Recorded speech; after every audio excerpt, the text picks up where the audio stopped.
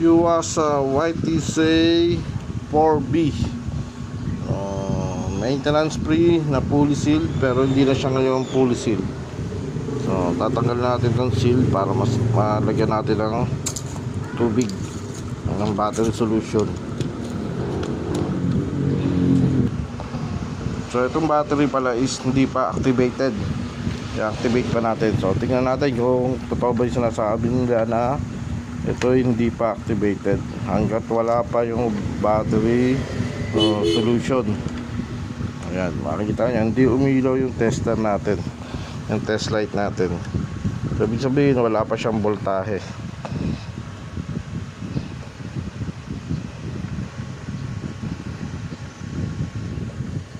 Ayaw umipit na, sige. So sasalin natin yung battery solution. Tingnan natin kung magkakaroon siya ng voltahe. Ito, nakasaksak pa rin yung yung tester natin. Ayan.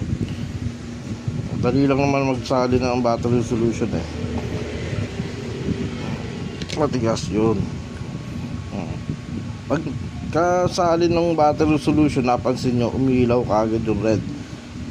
Yung red mahina pa yung voltage niya. Kailangan ay blue. Hintayin natin.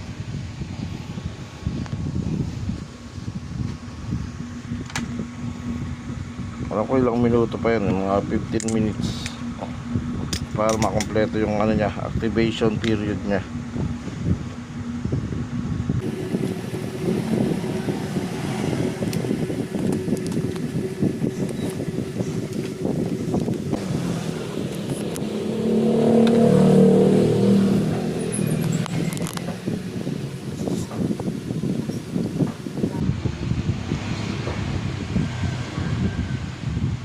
Wala pala yung ilaw ng battery natin, tester natin.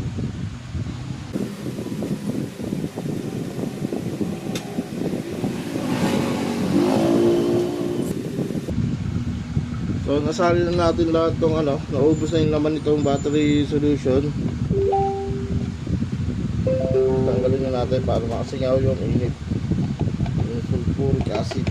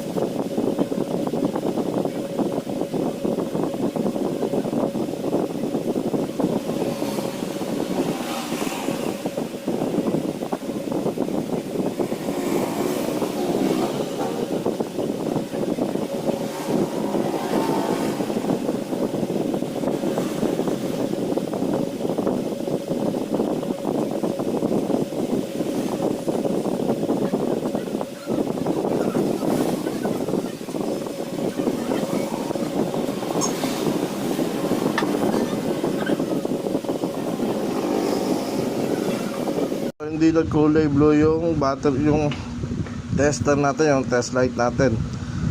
Pero yung voltahe niya is 12.7. Kanina wala siyang voltahe. Ngayon sinalinan natin ng ng battery solution o ang tawag dito sa na to, sulfuric acid. So ngayon pa lang siya na-activate. Yan ang kagandahan sa Yuasa YTX saka yung mga bago ngayon na YTZ, na kung kailan bibilin doon pa lang sasalin yung sulfuric acid o battery solution, saka pa na mag-activate yung battery. So yun na lang mga paps, ikakabit na natin to sa Miusol 115. Titingnan natin kung gagana yung push start. Ride safe.